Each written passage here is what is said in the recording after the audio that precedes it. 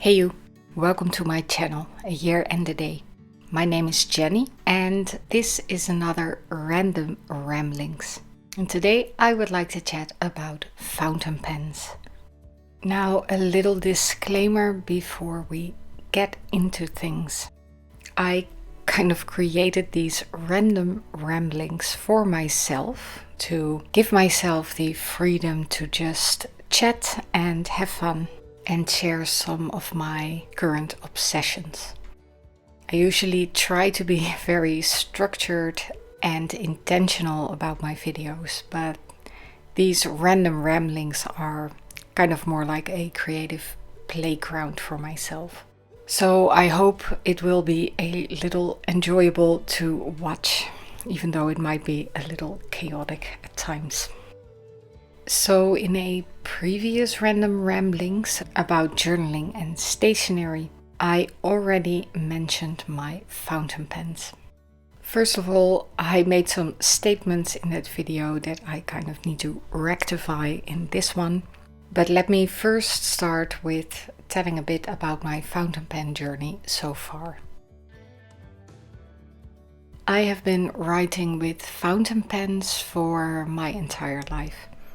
As a child in school, we were supposed to write with those classic Lamy pens, the ones with the wood and the red caps, and you could write your name on it. But after that, I never really stopped writing with fountain pens. However, that doesn't mean that I am very knowledgeable about fountain pens or that I have collected a huge number of pens over the years. I remember a few very specific pens as a teenager and writing with those for years. I actually quite recently sold those off because I just wasn't writing with them anymore and they weren't also really my style anymore. Now I kind of regret selling them because it would have been fun to show the whole journey of fountain pens throughout the years and also see how my taste has changed over the years. Now in that previous Random Ramblings I said something about my yellow Lamy Safari pen, with that being my first fountain pen. And that is completely not true. I had other pens before that, the ones that I have since sold. So it would be better to say that that yellow Lamy Safari is the oldest one within my collection. So let me shuffle some things around and show my entire fountain pen collection as of September 2024, and let's get into it.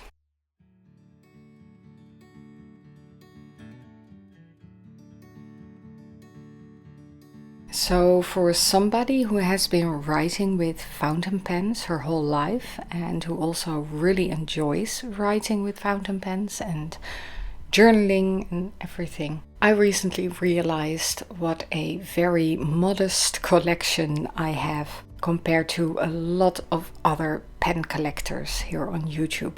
And those huge collections of pens are often shared by people who are familiar with fountain pens for only like 2 or 3 years. Now I say that without any judgment. I absolutely understand the feeling of discovering something new and really diving headfirst into that rabbit hole and getting all the things.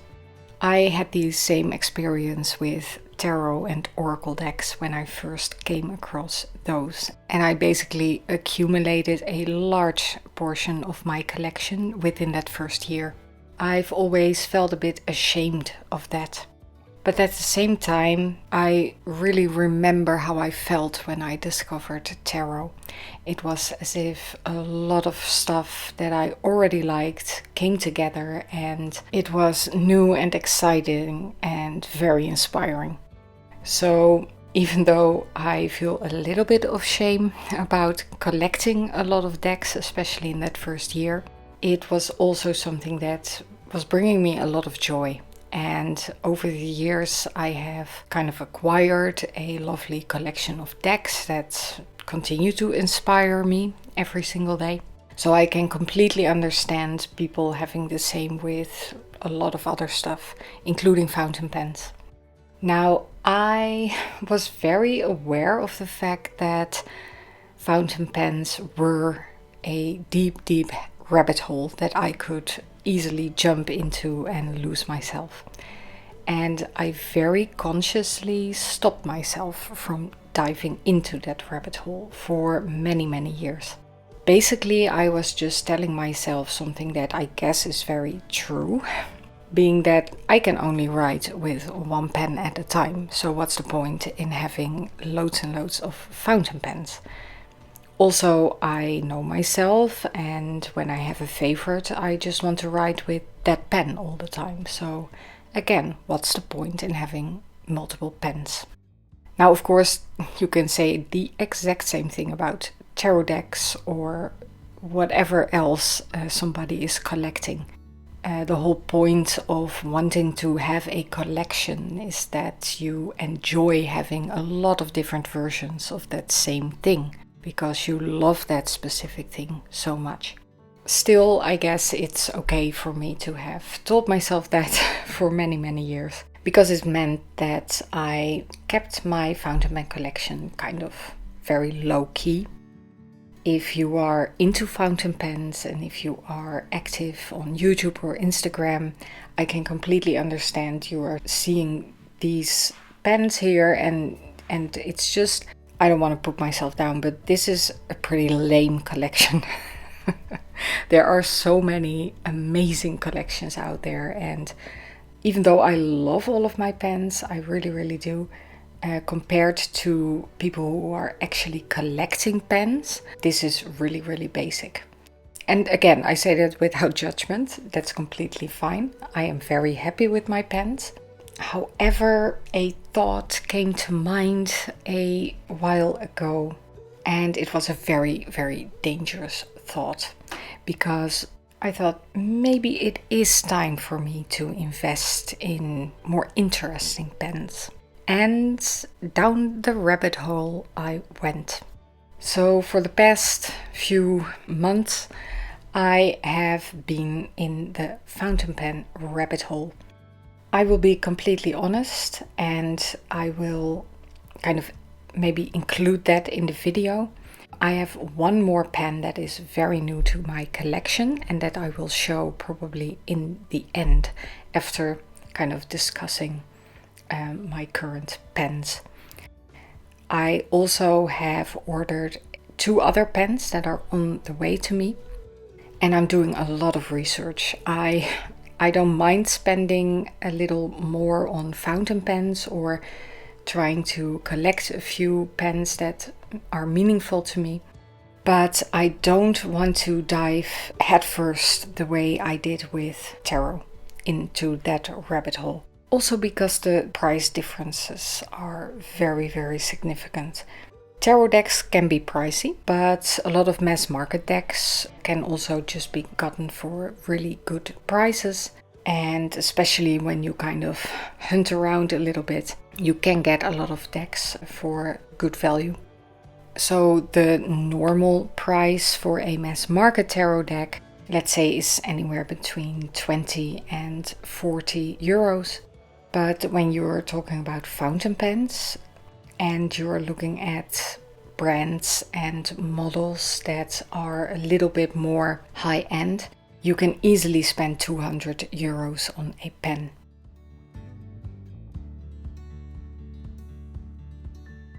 Now, within the collection of pens that I'm showing here, the least expensive one is probably the Lamy Safari in yellow over here, and my most expensive one is probably the Y Studio portable fountain pen in copper, and that was 140 euros at the time that I got it. I think the price went up since then, but when I got it, it was 140 euros. So you can get fountain pens at pretty affordable prices. You can also get a lot of very cheap Chinese knockoffs. that also apparently have a perfectly fine writing experience. But for me, if I am going to expand my fountain pen collection, I am interested in certain brands or handmade pens that are the real deal. Those pens often cost 200 euros or up. That is a lot of money to spend on one pen. I can hardly wrap my head around that price.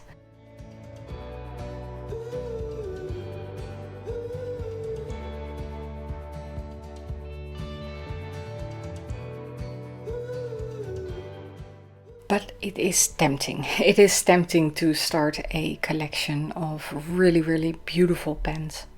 And there is so much out there to choose from. I am currently doing a lot of research on all these different brands and makers and materials and nib sizes, and it's a whole thing.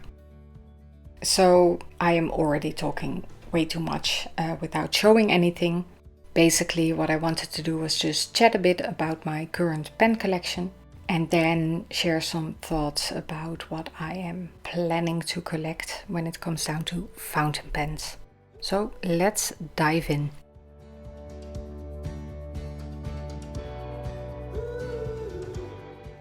Let's start with this yellow Lamy Safari.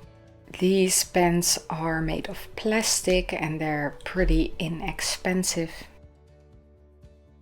And for me, the Lamy Safari is an absolutely great pen. I've had this one for I don't even know how many years.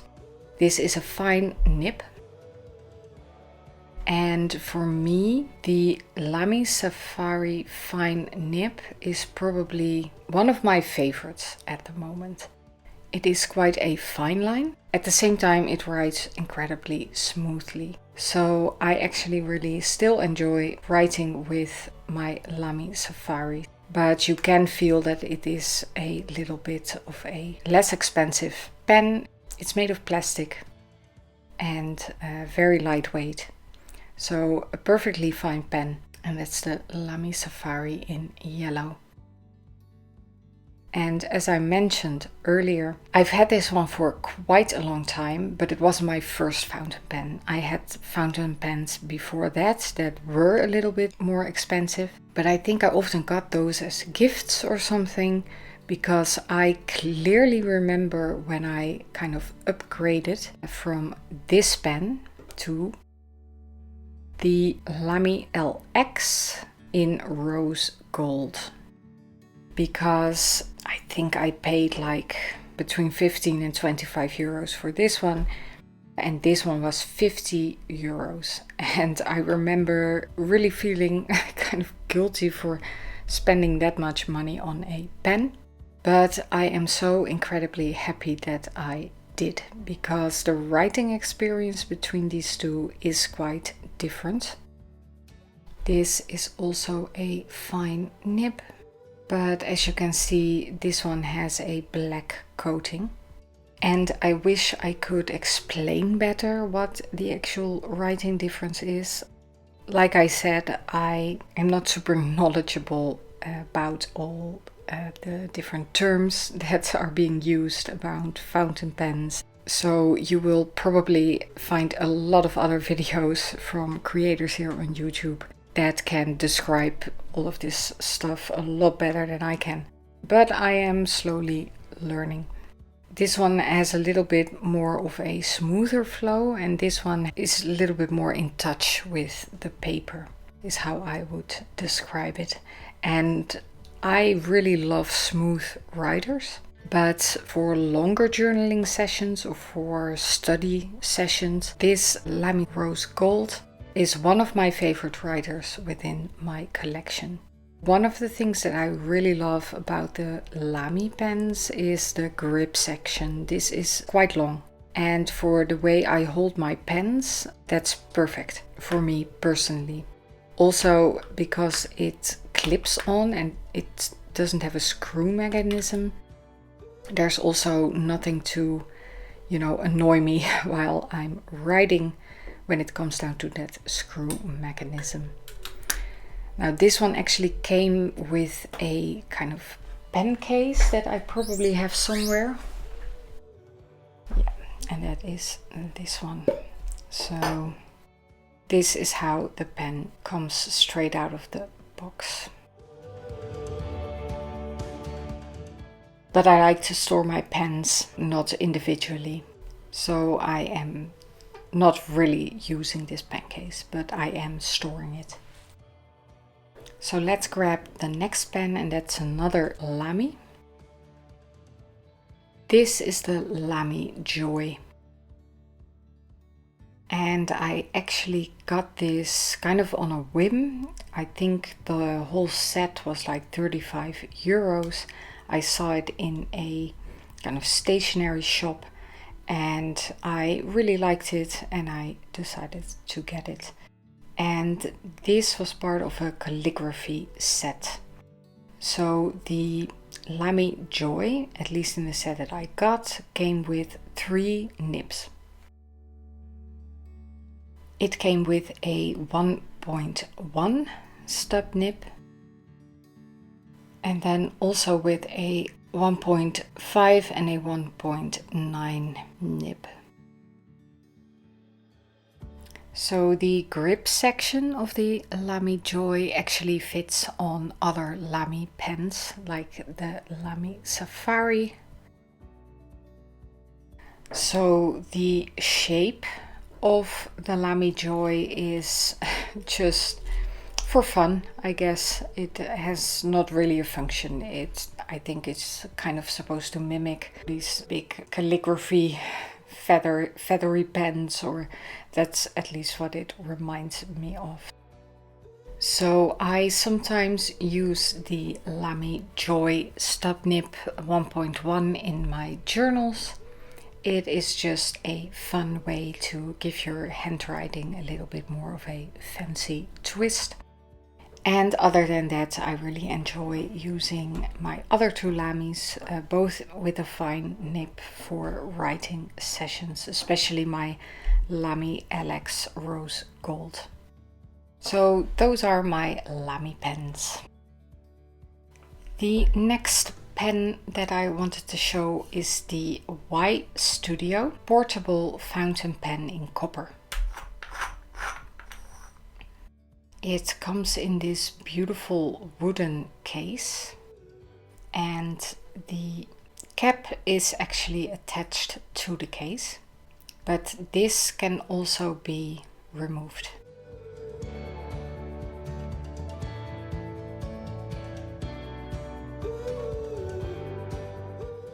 So now we have the wooden case over here and then the pen. And as you can see, because of the material of the pen, there is a lot of discoloration. But the same with brass. This is often kind of the point of using these materials. They patina over time. And a lot of people really love the fact that there is discoloration. Personally, I really loved the pink of the copper that the pen came in. And as you can see, it is over time kind of turned more like a gold. I do love the fact that because it's copper, the pen is a little bit heavier. It feels cool to the touch, which is also something that I like, and it also has a certain weight to it. So compared to a plastic pen or a resin pen, pens like this, they really feel a little bit extra. Y Studio uses Schmidt nibs, and I personally really appreciate the imprinting on the Schmidt nibs. This is also a fine, and this pretty much is my go-to journaling pen, although lately I've kind of been using my Lamy LX Rose Gold instead of this one. That probably has something to do with the fact that I dropped this pen a while ago. And I dropped it when I was journaling outside in the garden, and I dropped the pen and it just landed perfectly on the nib and it was completely bent. I actually tried to bend it back and it was writing, but it wasn't writing as smoothly as it was before. And it was such a bummer because this really was my most beloved journaling pen. I have another white studio pen that I will show in a minute, which has the same fine nib by Schmidt, but it wrote a little less pleasantly than this one. But then of course I dropped it and that perfect nib was ruined. I was very happy to be able to just order a replacement nib online and have this one writing again. But somehow I was really attached to that last nib, which sounds ridiculous, but it feels a little bit different. I just need to give it some time again and get used to this one. I really appreciate this pen. I love the weight to it and the feel. Is it the most logical choice for long writing sessions? No. It's quite a small pen, it's quite a heavy pen, so it can strain your hand a bit with long writing sessions. And that is exactly the reason why I got the Studio Resin pen.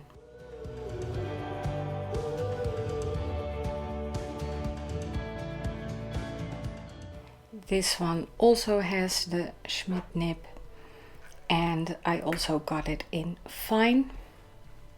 With my handwriting I like a fine nib the best. When it's more medium or more broad, it doesn't really do justice to my handwriting, and especially for very long journal entries and stuff like that, I don't enjoy reading back what I have written when I'm writing with a broader nib. So that's why I usually go for the fine nibs. And I got the Studio Resin pen because it's a lot lighter than the copper version. This obviously is a resin pen, so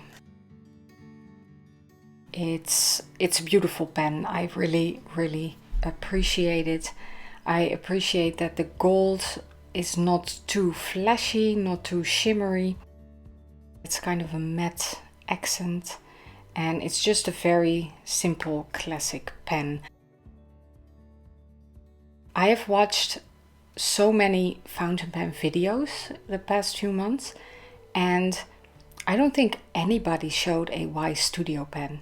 I don't know why, although I can understand that maybe they are considered a little bit more, I don't know, boring or something, so not really appealing to people who collect a lot of pens in all these bright colors and stuff. Or maybe I am just watching only videos of really brightly colored pens because I love that as well. I don't know, but for some reason I don't see the Y Studio pens around a lot, but they write very smoothly. I love the Schmidt nibs, and you know, for the longest time these were the go-to pens for journaling for me. Like I said, I kind of got the resin to replace my portable fountain pen. But then I found the copper one to write just that bit more smoothly and I kind of went back to the copper one in the end.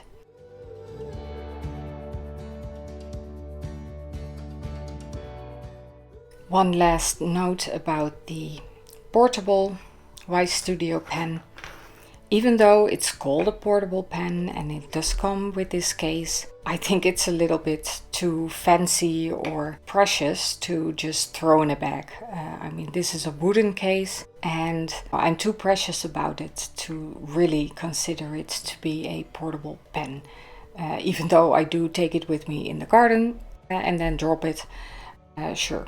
But to throw it in a bag and carry it around with me, or I think even on the product photos it was kind of hanging attached to a bag. I would never expose this beautiful wooden case to circumstances that could scratch it or something. That really makes me feel uncomfortable. This is too precious for me. So those are my two Y Studio pens, the portable fountain pen in copper and the resin.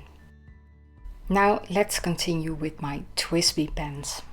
And I started my little TWSBI adventure with actually a pen that is not this pen. It is the, wait, let me get it.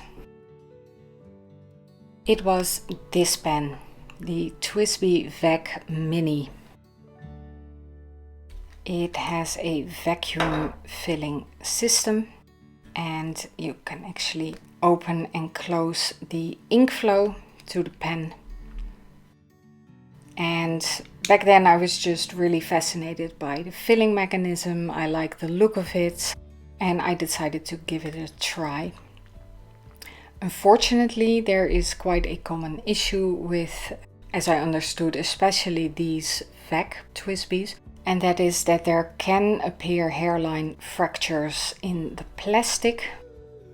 Now, I have not consciously mishandled this pen, but unfortunately the pen turned out to be broken. I never contacted TWSBI or anything. I think I had been using it for like a year or something, and then it was noticed. Now I've kept the pen, but I cannot use it anymore. I don't know if I can replace anything or if I should, I don't know, contact TWSBI or whatever. But for now I put it in its box and it's stored. So that was my first TWSBI pen. And soon after getting the Vac Mini, I also got the Diamond Mini. And my experience with this TWSBI and the other TWSBIs I still have is a lot better, fortunately, than with the Vac Mini that had those hairline fractures. So this is the Diamond Mini. I really love the look of it. This is quite a small pen, but I can easily write with this one uncapped. It is a piston filling pen, meaning you just suck up all the ink directly into the pen. I got the Diamond Mini in a medium nib, and for me this one kind of writes the same as, for example, the Lamy fine nibs or the Y Studio fine nibs.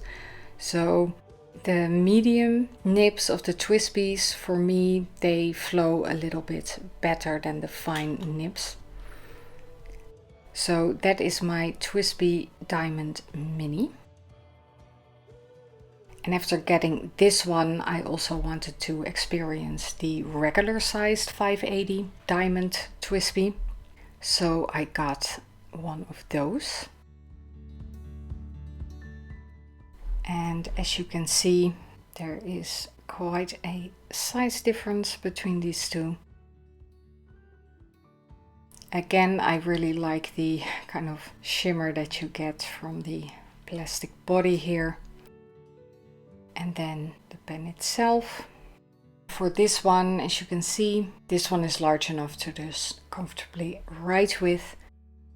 And I forgot to show the Mini, because this is kind of the point. When you cap the Mini version, it becomes a regular sized pen.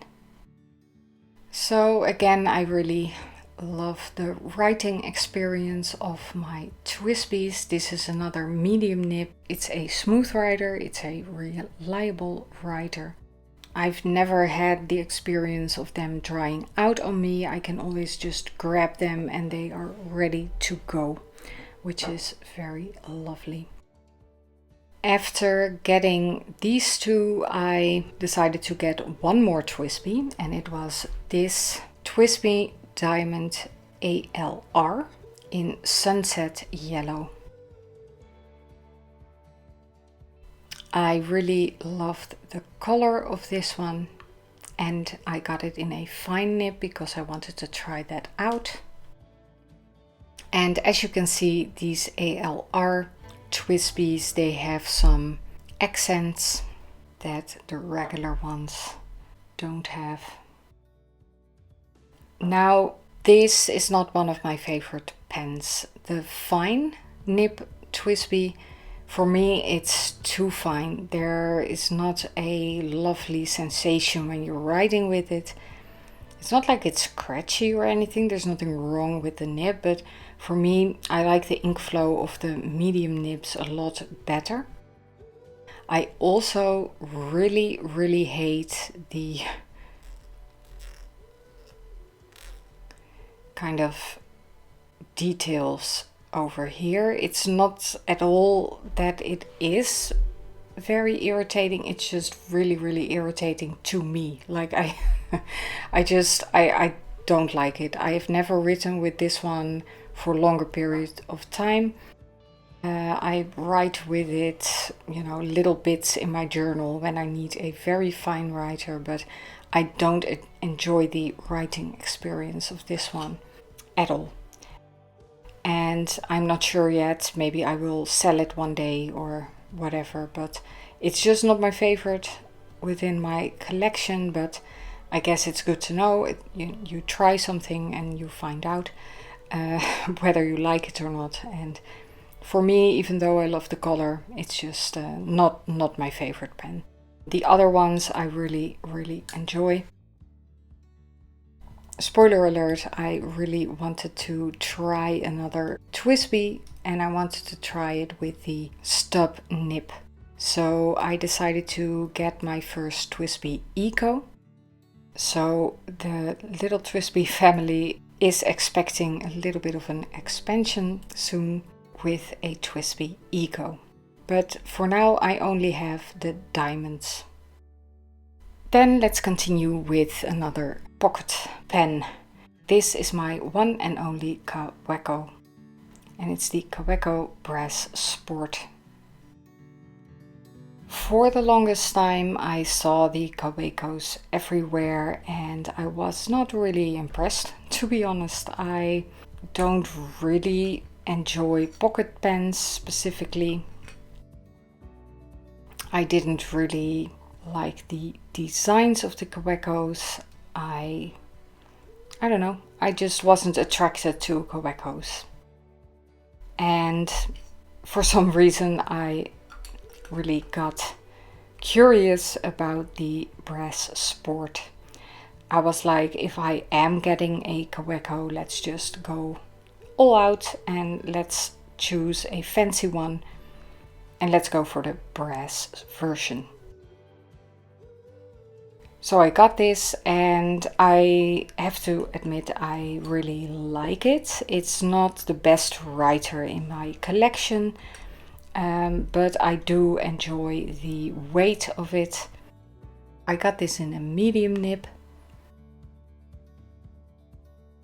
I use it to write down little notes in my calendar, and it's a really fun pen for that.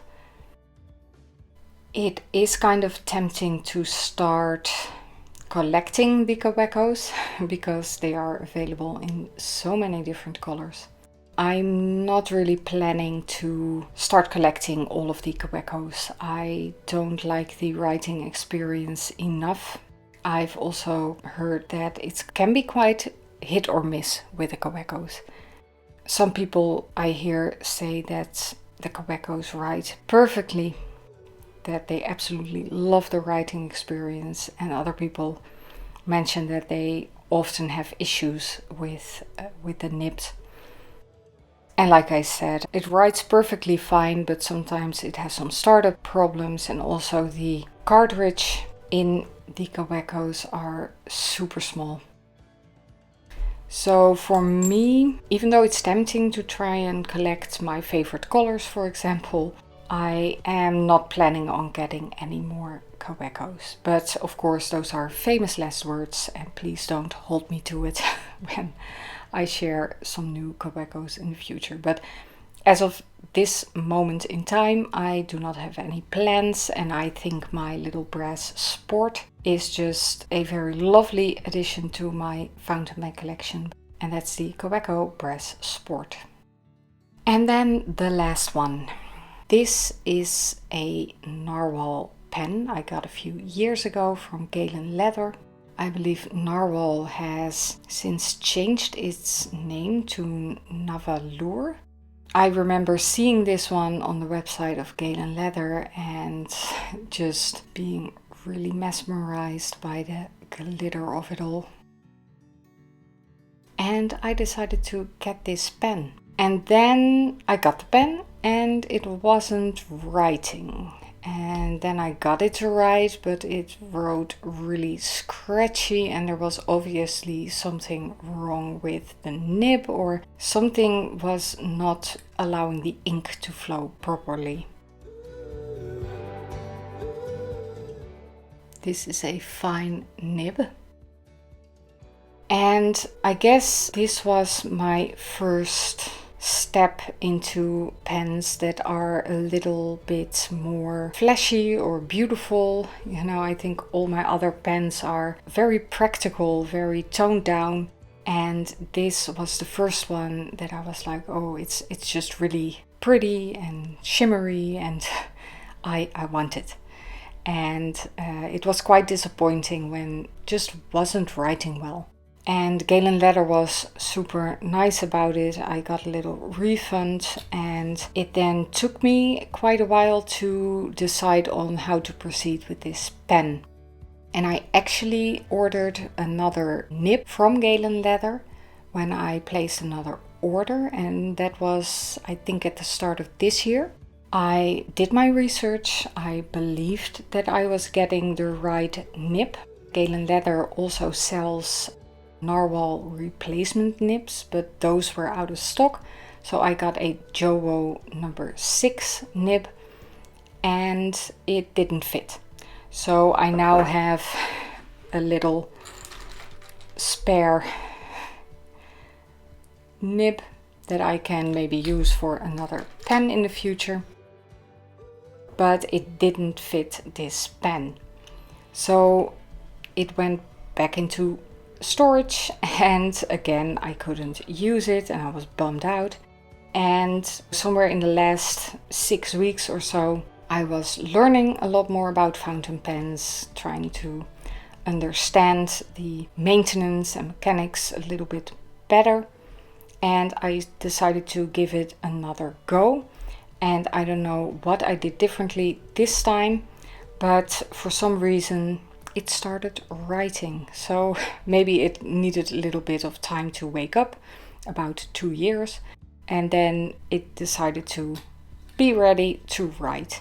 So I actually now have a functioning Narwhal fountain pen. I have to get used to it a little bit more, because it started out with a little bit of disappointment or unreliability, and I don't know, I am not attached yet to this one. I think I need to give it another chance and just write with it a lot more and see if I can kind of connect to it more. Because if I would see the pen now and, you know, not have that kind of disappointing experience with it, I would really be very happy with the looks of it. So this was kind of my first pretty pen in my collection. The other ones, of course, are also very pretty, but they are more toned down and more practical. And then there is this one.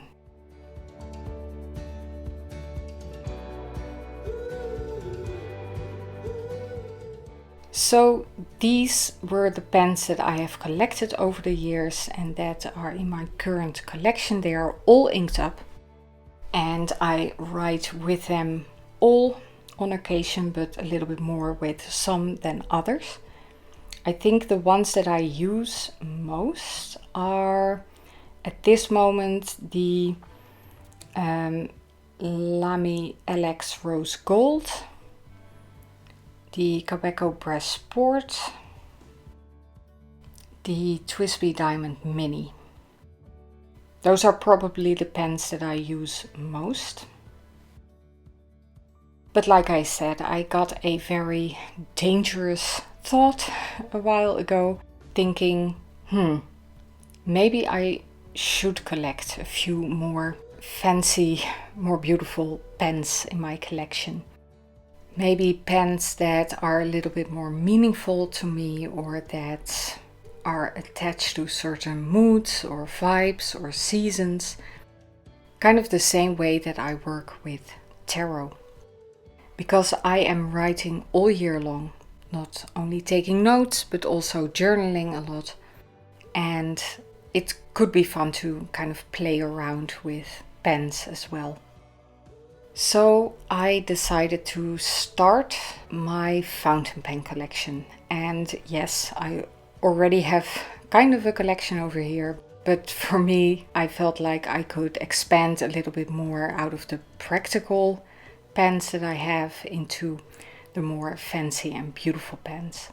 And I got in my first pen, and I'm going to show it to you now.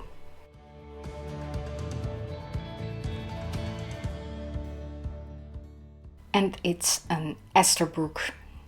Esterbrook is a pretty well-known brand within the fountain pen community, and they have a lot of different versions and colors within their collection. They also have a couple of limited editions, and I took a long time to decide which one I wanted to get. This is the first one that I noticed by Esterbrook, and then I kind of researched all their other pens, and there were some limited editions that I really liked, and I kind of felt, oh, maybe I should get the limited edition, because what if they are sold out by the time that I would like to get them?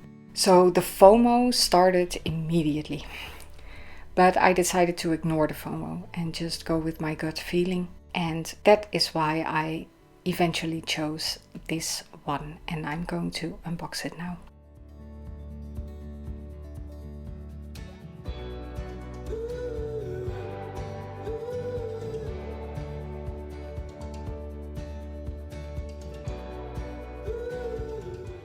This is the Esterbrook Estie Botanical Garden.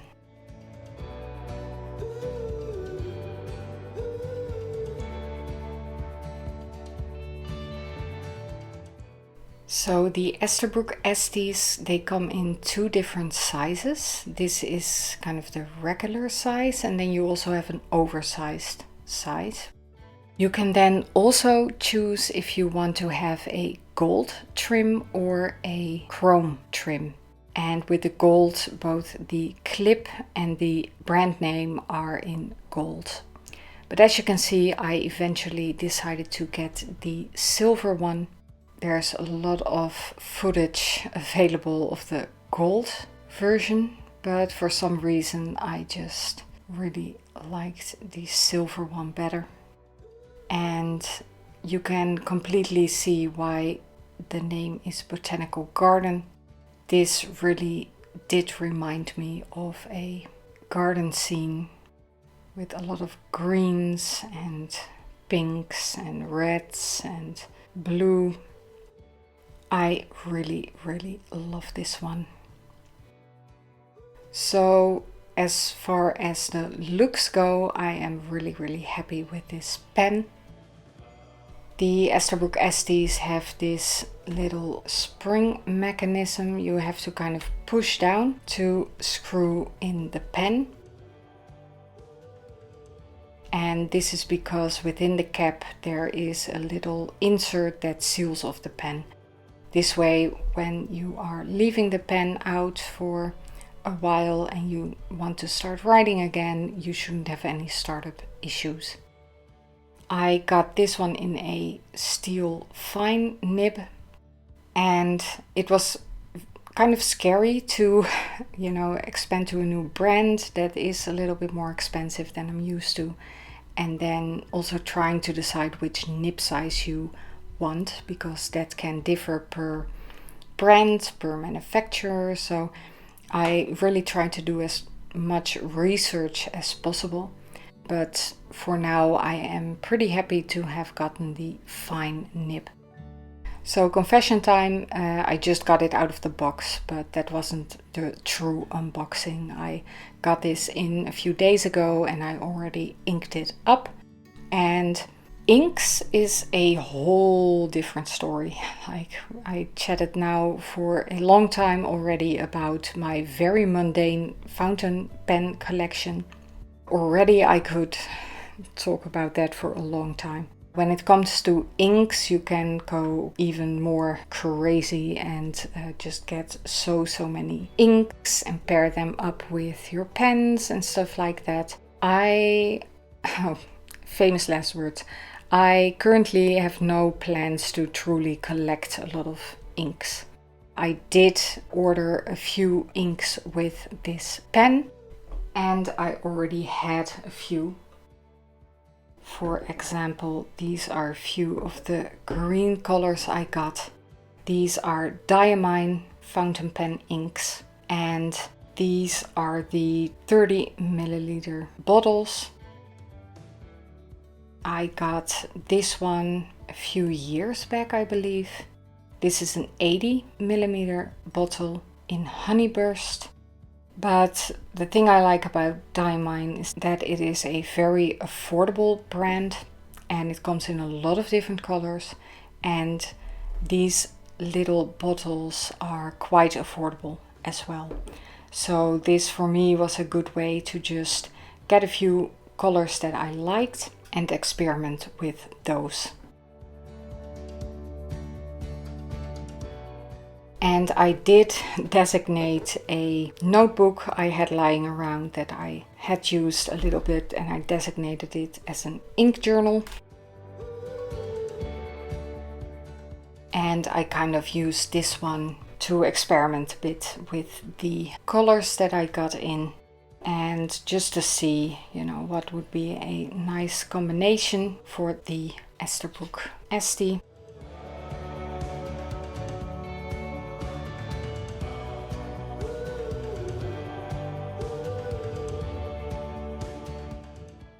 So at the end of the day, I decided to go with the Diamond Evergreen because I would like to use the Estie for longer journaling sessions, and I wanted to have a darker color, a calm color, but also a color that would kind of fit the theme of this pen, which is why I went with a deep green, and I do really love this combination.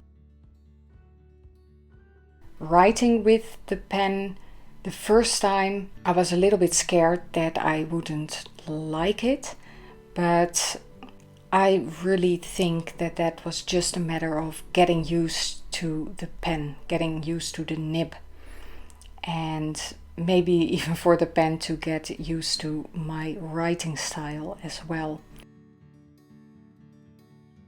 So I am very happy with my Esterbrook Estie Botanical Garden. And it is very hard telling myself not to now get all the pens. I really try to be very intentional about what I'm bringing in. I don't want to end up with, all the pens, or going, really all out and just getting everything that I can get my hands on, because there is just too much out there. And I know I would spend a lot of money on a lot of pens, and I just want to go a little bit more slow and steady with this. I have already quite a lot of pens to choose from, so any of the maybe more expensive pens or more special pens that I am bringing in, I really want to mean something to me. I am also doing a lot of research at the moment to different brands and makers, and already I have a few brands that I really like and that I would like to get at least one pen from. And I don't know, it would be cool to just kind of have a small but very precious to me fountain pen collection. I love writing so much, and writing and journaling has been such a big love of mine for so many years. So allowing myself a little bit of fun with that and investing in a few beautiful writing instruments like this beautiful fountain pen is something that I will really enjoy for years and years to come. So as of 2024, this is my current fountain pen collection with the Esterbrook Estie Botanical Garden as the first of a kind of new chapter within that collection. And I am very curious to see how my collection will look like in 1 year's time. As I said, I don't have any big plans to expand my collection hugely. I don't want to collect a lot of fountain pens, but I would like to collect a few more pens that feel really special for me, and try out some different materials and brands to see what really works for me. So for now, I will conclude my random ramblings about my fountain pen collection, because I'm very tempted to now do all these writing samples and some ink swatches and stuff like that.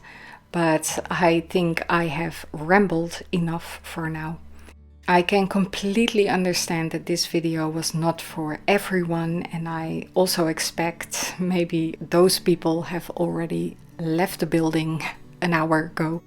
But for those who are still here, thank you so much for watching. I hope it was at least a little bit enjoyable for you.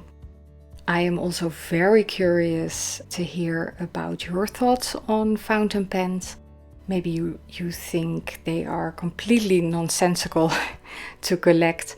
Maybe you absolutely love them and have a collection yourself. Maybe you have one specific favorite pen that you always write with.